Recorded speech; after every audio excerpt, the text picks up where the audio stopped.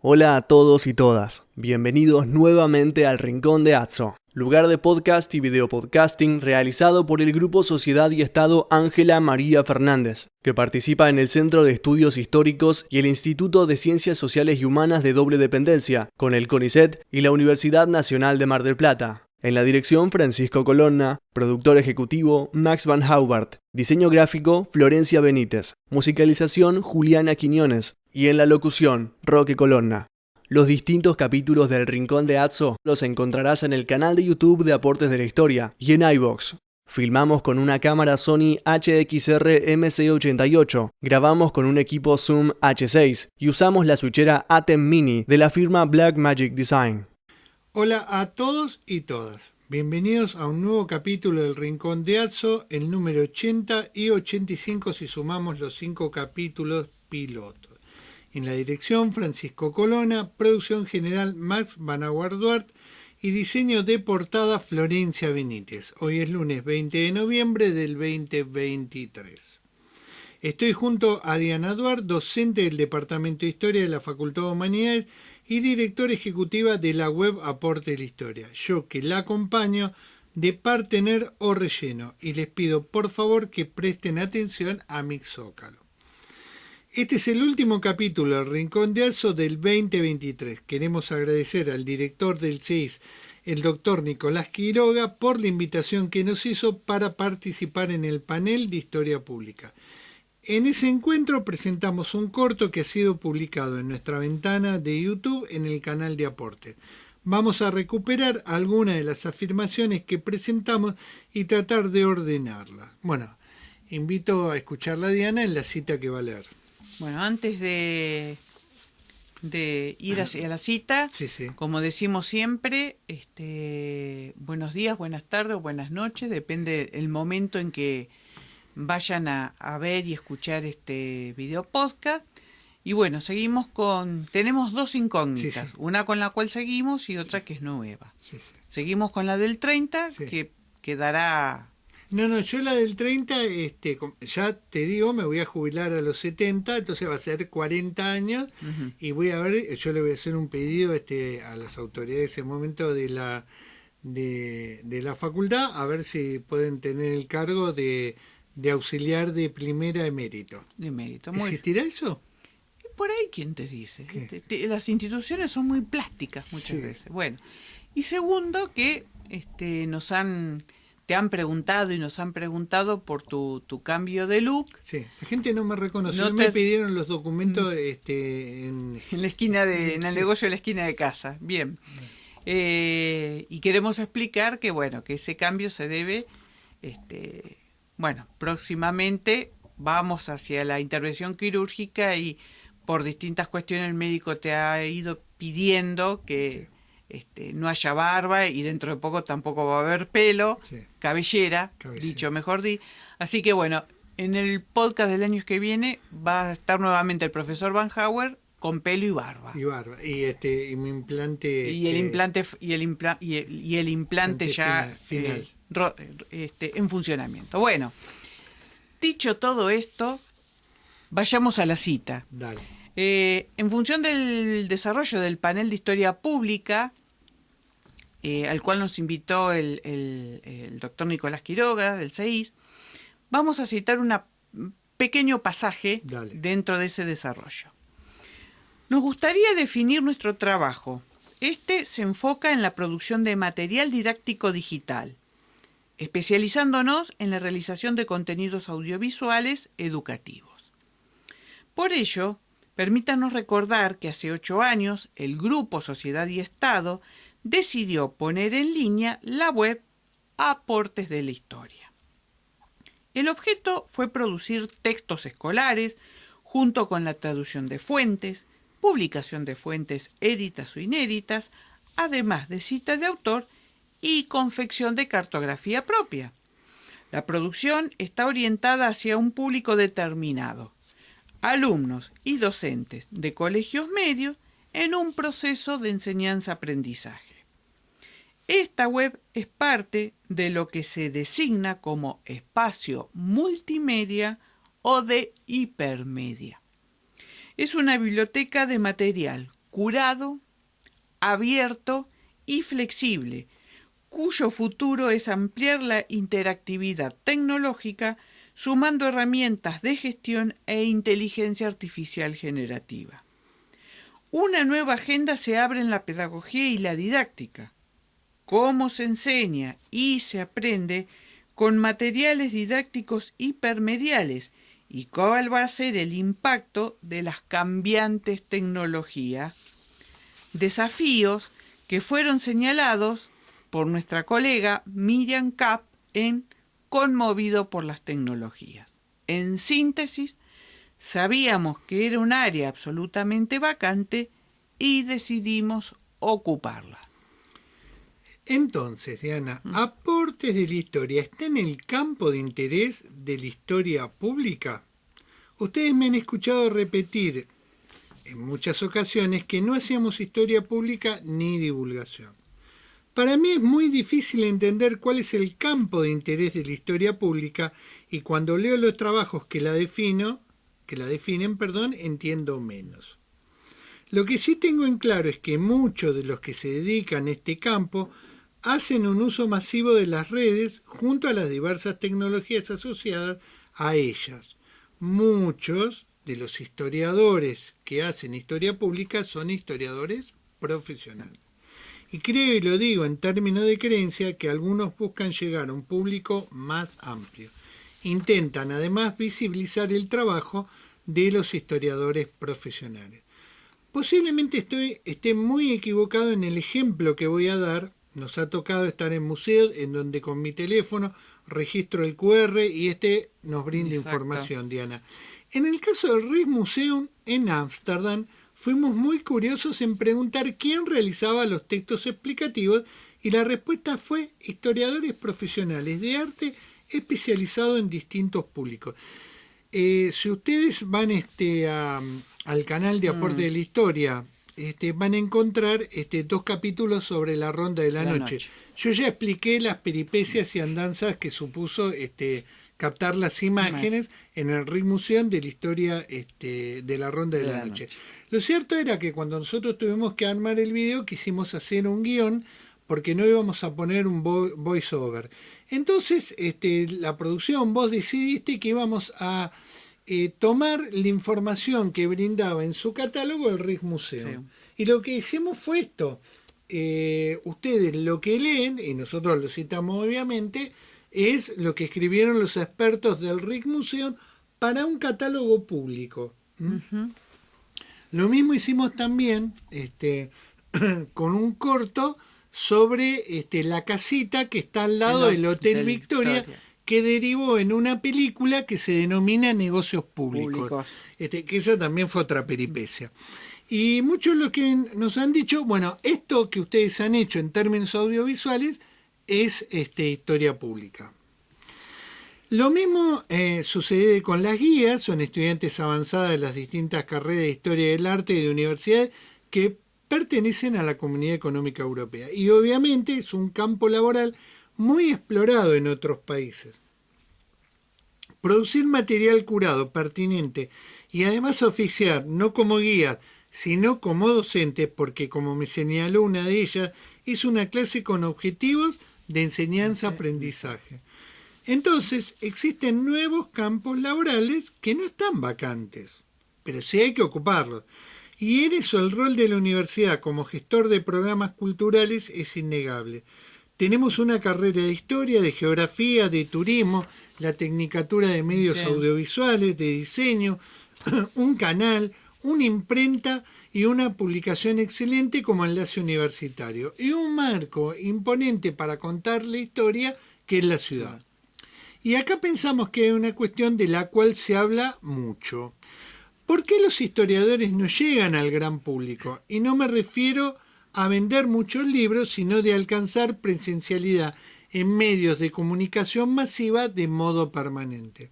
Hay programas de radio y televisión en el cual se aborda el pasado de una manera tan ramplona que da vergüenza ajena. Los productores no pueden tener un staff de historiadores que expliquen los procesos del pasado. Claro, la velocidad comunicativa no es lo nuestro. Explicar la Revolución Francesa como si fuera un tuit no funciona. Si alguno cree que reconstruir el pasado es una tarea fácil, les digo no. Desde lo metodológico, le digo que no es para cualquiera. Finalmente, ese pasado hay que interpretarlo y por último comunicarlo. Comunicar, Diana, qué palabra, qué problema. Sin embargo, las aplicaciones y plataformas nos han dado la posibilidad que antes no existían. Nos van conociendo en las redes, el tema es cómo lo haces. Bien, entonces ahora vamos a tratar de clarificar algunas definiciones al respecto. Entonces, este capítulo que hoy estamos acá grabando es sobre aportes de la historia. Y cómo nos definimos y por qué hacemos lo que hacemos. Tangencialmente se tocarán cuestiones sobre la historia pública como objeto de estudio, la divulgación y las políticas de conocimiento científico, la prensa y los historiadores de la ciencia. Siempre decimos que cada capítulo del Rincón de Atso está pensado para un determinado público, en este caso para docentes de nuestra carrera de historia y otras afines, alumnos y graduados. Bienvenidos sean otros públicos que están interesados en lo que hacemos.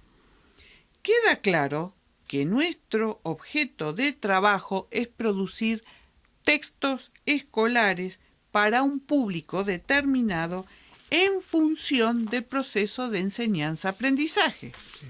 Sin embargo, permítanos ampliar algunas cuestiones y es con respecto a los términos, porque si no, todo parece que es un sinónimo y no es así. No.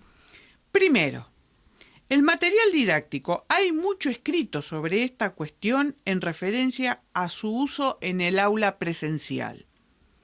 Podemos decir muchas cosas sobre los materiales didácticos, características, formatos, idea que planteamos en esos materiales didácticos que son de producción propia o de las editoriales. Respecto a esto de producción propia, hay que rescatar una cuestión. Los docentes producen mucho material propio, ¿no es cierto? Sí. Y que en alguna oportunidad, yo recuerdo que cuando se hacían los cursos en otras ciudades, que en función de la universidad que hacía la capacitación, uno le señalaba, bueno, dentro de un colegio tendrían que tener como un banco de materiales didácticos. Y bueno, los van reutilizando, los van readaptando, porque no siempre los chicos son iguales, ¿no? Y es un tema para retomar.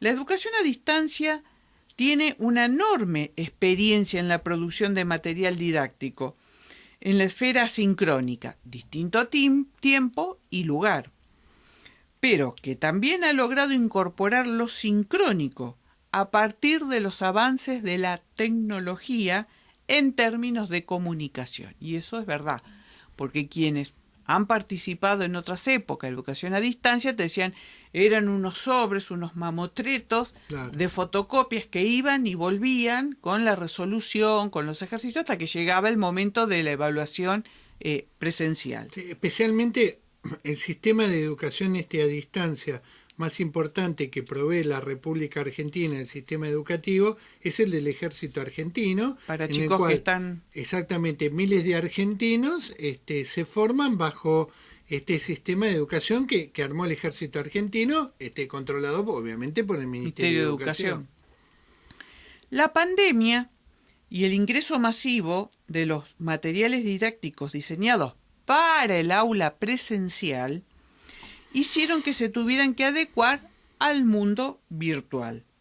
Y es lo que muchos expertos denominaron materiales didácticos reutilizables.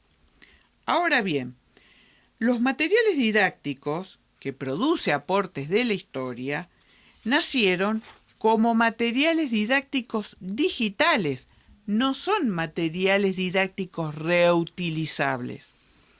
Tienen una particularidad, es que sirven tanto para el aula presencial como para el aula virtual, nada más que ahí mediado por artefactos tecnológicos. Entonces, hablamos de materiales didácticos reutilizables, materiales didácticos digitales o hipermediales. Bueno, una serie de reflexiones. Primera, si bien nosotros segmentamos el público, como dijo Diana, eso no significa que otro público no consuman nuestros materiales. Por ejemplo, YouTube no sabe que segmentamos nuestra producción. El señor algoritmo es el que se encarga de la oferta a partir de las preguntas que hacen los consumidores.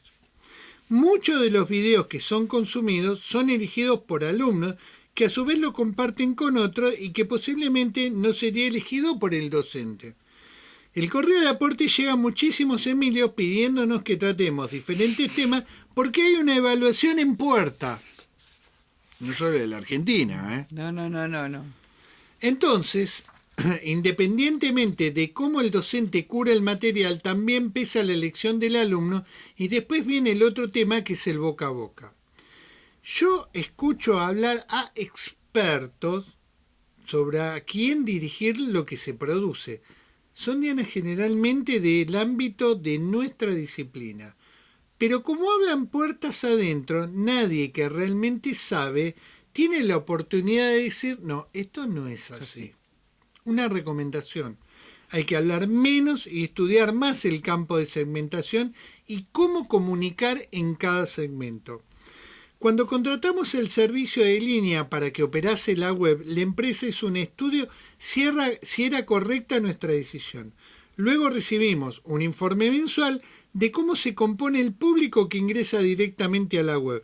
Eso nos llevó a tomar decisiones estratégicas para ampliar el segmento elegido y consolidarlo. Lo que más nos llamó la atención es la cantidad de docentes y alumnos que componen el determinado ese segmento de segundo a tercer y cuarto año, que a su vez se subdividen en los que consumen los productos sobre historia colonial, en parte historia moderna e historia americana del siglo XIX. Ni hablar de YouTube. Ahora, como diría un amigo mexicano, Carlos, Diana, platicar sin conocer las estrategias ya es como mucho. Segunda reflexión. ¿Son las competencias necesarias en materia de tecnología y aplicaciones que usamos en las aulas de los colegios medios o universitarios? Ahora bien, los planes de estudio de nuestras carreras, visto el nuevo plan de estudio de nuestra disciplina de la Facultad de Humanidades, ¿cuenta con materias específicas para abordar estas cuestiones o seguimos a la antigüita? Entonces, ¿qué competencias y herramientas le vamos a dar a nuestros estudiantes sobre el uso de tecnologías que impactan en el mundo de la educación? ¿Se soluciona con seminarios de grado? Y esto que estoy diciendo es tomado tal cual de lo que señaló una consejera docente con mandato cumplido cuando hubo que tratar el tema de la reforma del plan de estudio en el Consejo Departamental de Historia de la Facultad de Humanidades de la Universidad Nacional de Mar del Plata.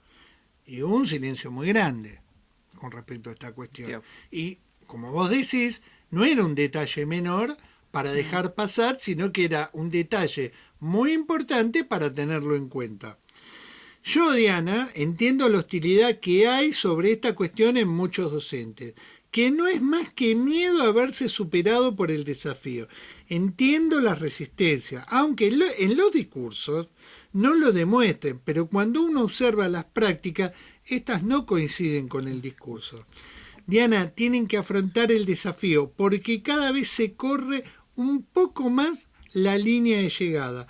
No podemos desconocer a la IA generativa y el impacto que va a tener en el sistema educativo. Tercera reflexión. Internet presupuso enormes retos culturales sobre el uso de esas herramientas y lo que ella iba a transportar. Los historiadores de la ciencia, no los divulgadores, han reflexionado sobre esta cuestión desde hace más de 30 años. Entonces, la bibliografía sobre tecnólogos con formación en humanidades es más que abundante. Y dije tecnólogos, no historiadores de la ciencia. No te vayas y seguinos hasta el final. Bueno, ya abordamos cómo producir material didáctico digital y depositarlo en una web o ponerla en línea. Explicamos las características de los textos escolares que producimos. Estos textos hoy se denominan microcontenidos digitales. ¿Cuál es la ventaja? La primera es que se puede modificar permanentemente y realizar tantos módulos como una quiera sobre el mismo contenido con distintos autores. Quien realiza el texto, Carlos, Sí. se convierte en un autor curador. Además, el microtexto digital busca evitar la saturación tecnológica en términos de permanencia y uso de herramientas tecnológicas. ¿Qué tema? El de la Claro. saturación. Tanto presencial como tecnológica. Como la tecnológica. Cada una por sí misma no explica todo. Entonces, después ese texto se deposita en la aplicación Genially, junto con fuentes, citas de autor, cartografía, pueden ser grabados, pinturas, pueden remitir a otros links que los lleven a música para completar el paquete, vamos a decir, de ese microcontenido. El objetivo es que el estudiante tenga a su disposición suficientes datos para modificar el texto original según las consignas que le plantee el docente. Muy bien. Porque como hemos dicho en otras tantas oportunidades, nosotros no realizamos actividades. Exactamente. Eso queda en manos del docente precisamente por la ductilidad que tiene este material. Porque vos podés elegir un fragmento del microcontenido digital, una afirmación que hay en el microtexto digital y podés confrontarla con determinadas fuentes que están ahí u otras que vos tengas. Que adhiera, por supuesto, el docente. Punto y aparte, o un subtítulo que se conecta con las definiciones. Sí. La teoría de la comunicación para el proceso de enseñanza-aprendizaje presencial en colegios medios o aulas universitarias tiene ciertas características que le son propias. Ahora bien, la teoría de la comunicación en un proceso de enseñanza-aprendizaje en la educación virtual para la educación media o universitaria tiene otras características. Sí. Parece un trabalengua, Claro, pero son diferentes. Pero son diferentes. Esto que señalo no es un detalle menor a la hora de comunicar, cuando se piensa en escenarios reconfigurados o híbridos. Te voy a pedir, por favor, Carlos, si sos tan amable. El otro día salió en un portal y también en el diario de circulación acá local, una novedad dentro del contexto de nuestra universidad y que fue expresado a través de la voz del secretario académico de la universidad, el magíster Daniel Reynoso, porque ahí hay algo que está en directa relación con esto. Con esto y lo que yo planteé esto de los planes de estudio.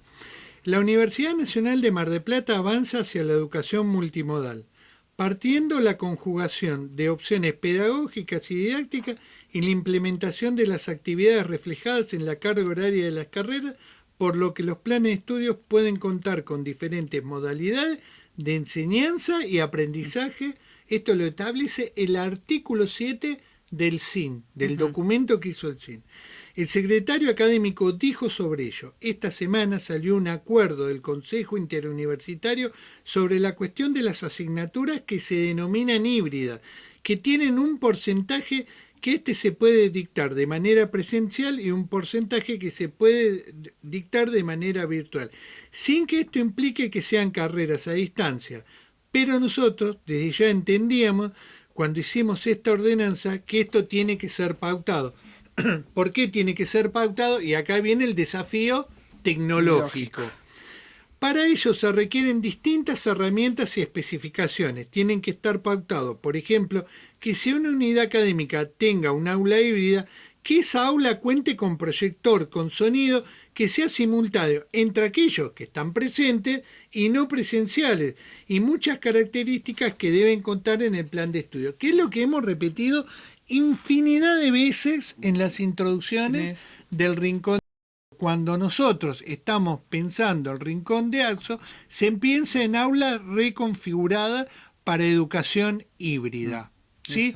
Puede tener esa alternancia, esa modalidad o ese módulo de trabajo que puede utilizar el docente que lo realiza, y que en este caso fue, como siempre señalábamos, estaba pensado para alumnos que están cursando la materia de historia de América General preindependiente del segundo cuatrimestre del 2023 que dicta la profesora Diana Duarte.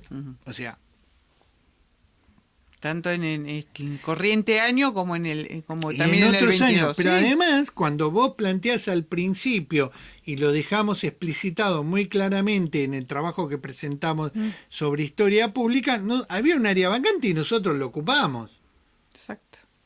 Y bueno, son nuevos desafíos didácticos y pedagógicos, pero claro que sí. Bueno, cuando el área está, y digamos, nosotros entendíamos que teníamos la posibilidad de hacer un aporte significativo, bueno, avanzamos sobre ello. Primero sobre la web, y después sobre la producción de material audiovisual, y después sobre el Rincón de Atso. Pero hay que ser un poco humildes y modestos. Nosotros estas cuestiones las íbamos tanteando en el aire, Diana, porque no teníamos toda la biblioteca con los libros correctamente ordenados. Digo, Miriam Kapp fue en ese punto de gran ayuda porque dijo, ustedes hacen esto y se denomina de esta manera. Y después cuando hicimos la tecnicatura que organizó el CIED de la Universidad Nacional de Mar del Plata, bueno, ahí sí que tuvimos el panorama completo de lo que realmente nosotros hacíamos, y vuelvo a repetir claramente cómo se denominaba. Y además que se está tratando de generar un diccionario sobre términos en el cual todos acordamos que estamos diciendo lo que estamos diciendo, como en el mundo audiovisual. Exacto. Entonces, retomando un poco el tema de los microcontenidos y los contenidos y cómo se trabajan y por qué los abordamos de esta manera, es porque acá hay una cuestión que no es menor, y es el rol de las editoriales. Claro. O sea, nosotros sabemos que hay contenidos que se trabajan y que son nodales, vamos a decirle gordianos en las aplicaciones para la enseñanza media. Algunos son tratados, dado que su nivel de complejidad, pero con una generalidad, una superficialidad que yo entiendo o comprendo que por momentos es temeraria. En otros casos directamente están silenciados. Y hay oportunidades en donde que a través de un ejercicio particular se puede introducir en ese tema que es complejo y se puede buscar una manera alternativa. Lo cierto es que quien lleva la voz cantante en esta forma de presentar determinadas cuestiones, procesos históricos, conceptos y contenidos, son las editoriales. Las editoriales, pescan adentro de una pecera donde tienen garantizado todos los pececitos. Sí.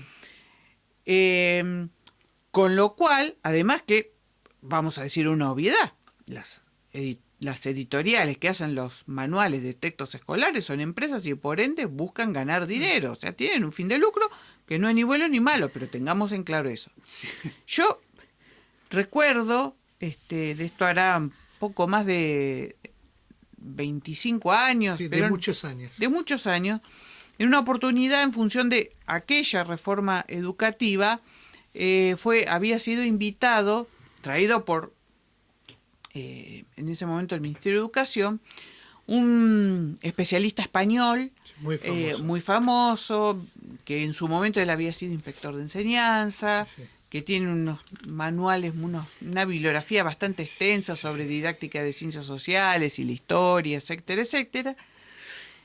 Y él, vamos a conservar el anonimato, dijo en ese momento, en una charla, en un café, como diríamos nosotros, la reforma educativa en España la hicieron las editoriales, así de crudo y duro. Sí. Y trayendo ese recuerdo, ¿no? También quien en su momento, y acá vaya un recuerdo, hará unos 10, 15 años, para la querida profesora Aurora Rabina, ¿no? Sí. En donde nosotros llevábamos ejercicios que hacíamos en función de experiencias que se desarrollaban en el ILIA y que después las llevábamos como propuesta a la mesa de metodología Sí. e historiografía. Qué generosa fue incorporarnos Sí. a Aurora siempre en esa mesa. En esa mesa.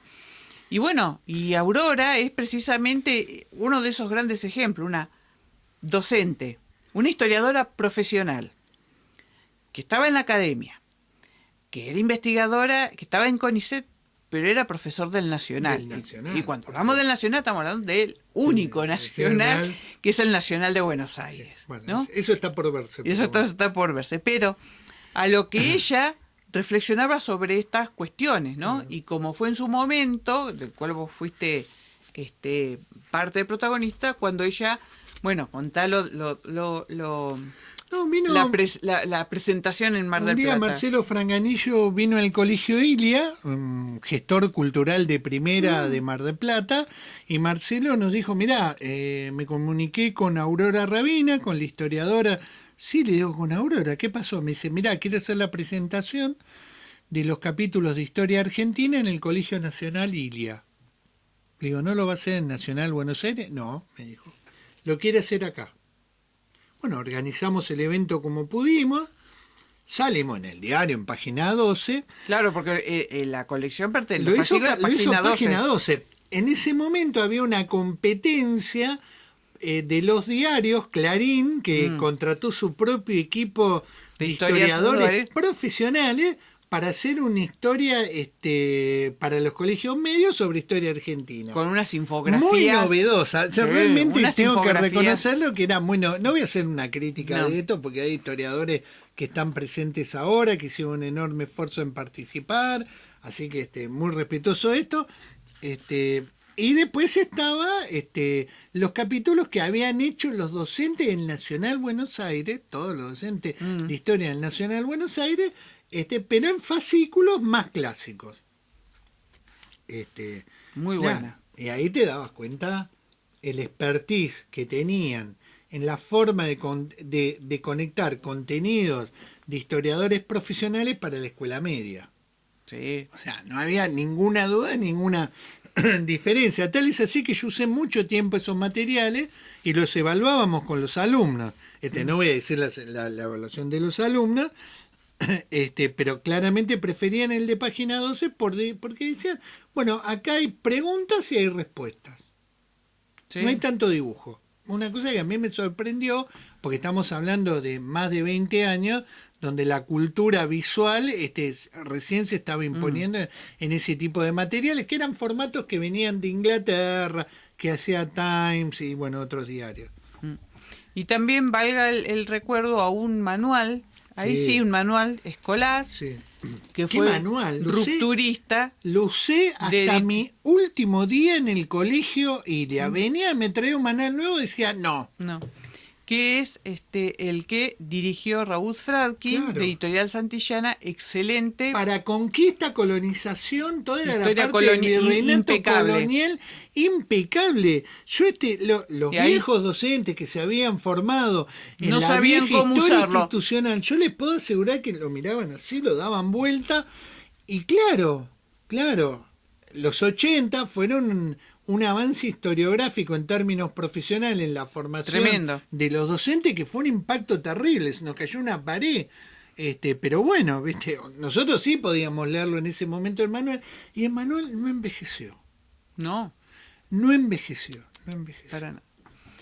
Así que, bueno, esa era un punto y aparte que quería hacer en todo Dale. Bien. Ahora bien, posiblemente se haya comprendido cuál es la diferencia entre un contenido educativo y uno de divulgación.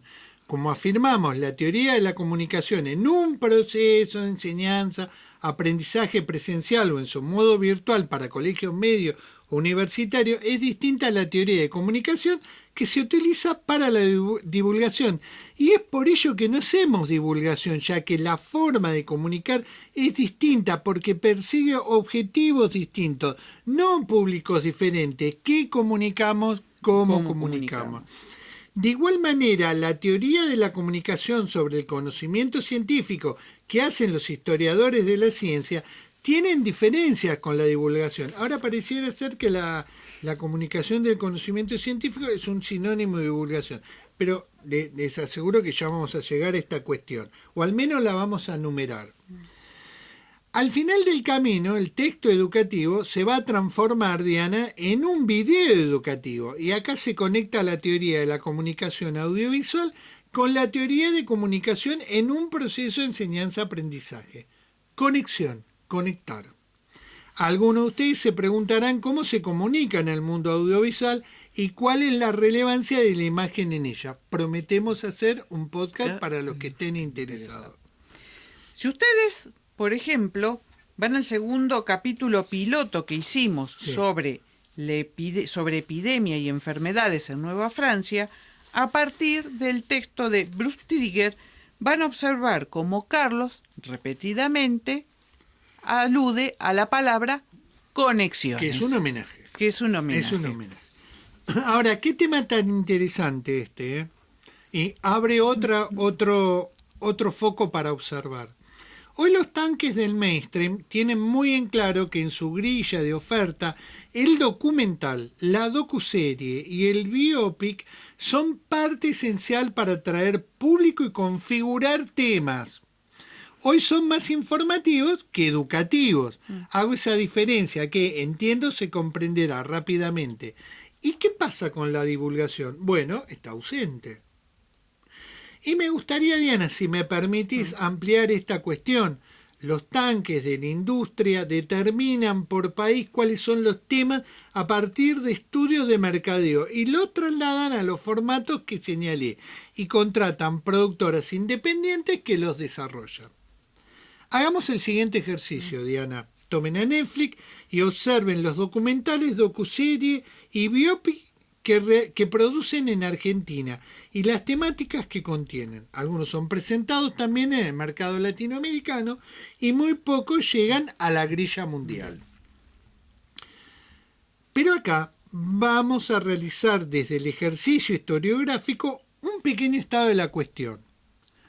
James Burke fue un educador e historiador, que desde muy temprano ingresó a la BBC. Ahí hay un departamento de conocimiento científico que tiene un pasillo, en una puerta está el departamento de conocimiento científico y otro al frente.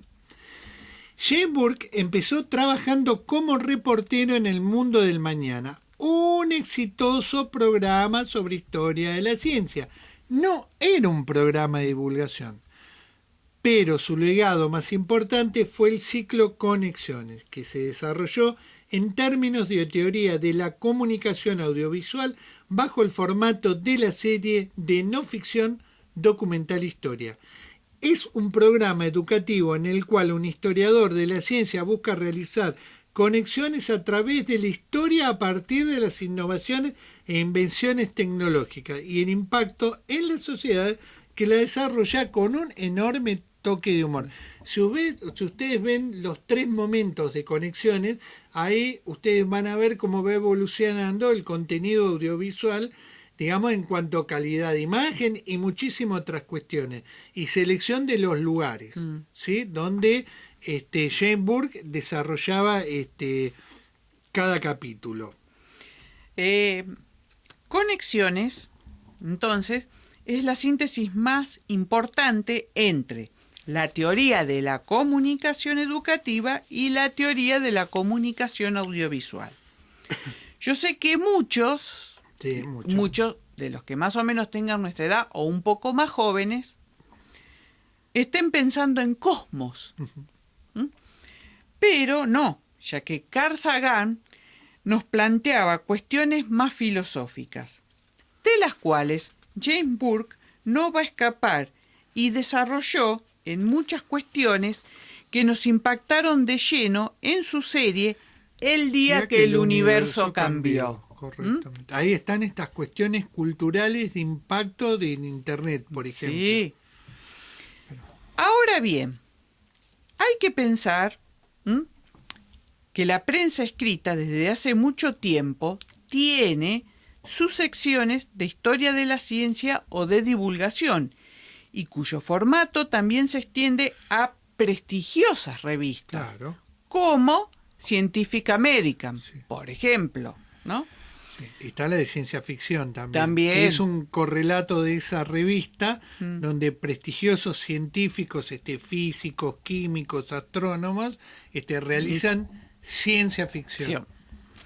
Me acuerdo hace años cuando se desarrolló el empujón del nuevo formato de ciencia ficción, un amigo físico muy rapidito nos pinchó volando los globos Claro. de todas las cosas que estábamos viendo. Eso no puede pasar, eso no va a suceder, pero qué lindo igualmente era. Claro, por eso suponer. los tecnólogos que escriben ciencia ficción Sí. tienen que ser tan precisos como los científicos Científicos. que escriben sobre ciencia ficción. Y posiblemente la gente no sepa cuál es el gran tema de los científicos que hacen ciencia ficción, que no estas cosas no las pueden decir en las revistas de ciencia. No, Y la respuesta está en la película Prometeo, que es la continuación de Alien, perdón, la precuela de Alien, el octavo pasajero.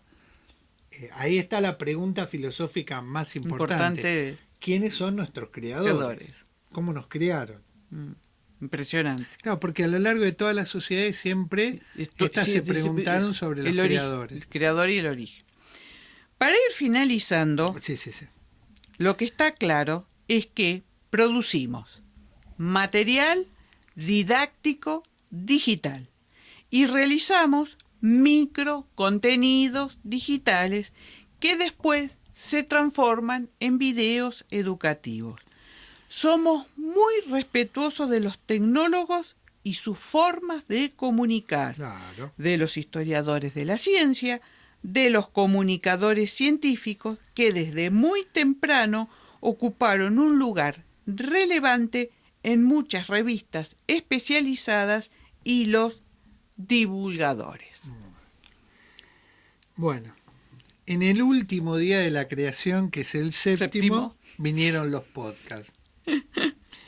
Pero previamente hay un camino muy rico transitado por quienes estaban interesados que diversos públicos estuvieran informados sobre los distintos espacios de la producción científica. No todo empezó hoy. Comunicar requiere de un enorme profesionalismo en cuanto a la función que vos determinás. En nuestro caso es educativo, con un público muy segmentado y determinado. Ya nos dijeron cuando empezamos con los videopodcasting, esto hay que hacerlo de manera muy profesional y nos adentramos en el mundo de la comunicación audiovisual, que es muy diferente al mundo de la producción audiovisual.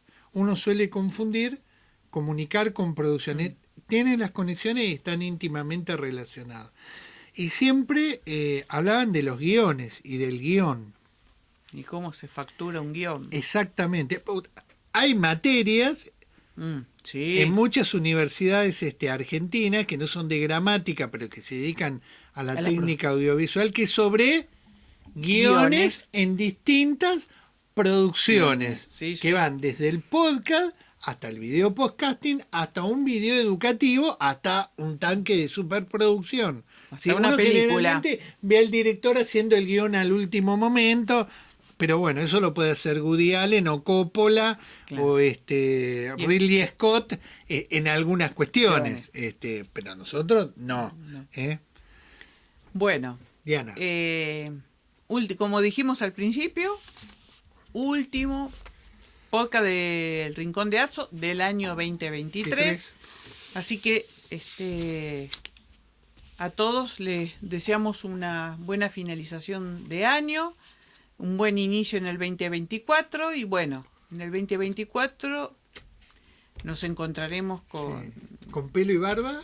Pelo, barba y el audífono. Y el audífono. Ahora el implante. Bien, claro, con el implante. Con el implante, como corresponde. Sí. Y bueno, como siempre nos despedimos, nos despedimos un poquito más largo. Sí. Así que a los que nos siguen siempre, muchísimas gracias por acompañarnos. Ya saben, si no están suscritos, se suscriben al canal. Si les gustó el podcast, le dan un like, tocan la campanita para recibir las novedades y bueno, les agradecemos siempre que termine el año habernos acompañado. Nos encontramos en el 2024. Bueno, que se cumplan aspiraciones, deseos, voluntades. Y bueno, nos vemos el año que viene, Dale, Carlos. Neni, un beso muy grande a vos y gracias por permitirme Abrazo a todos. acompañarte. No, por favor. Un beso a todos. Hasta el año que viene.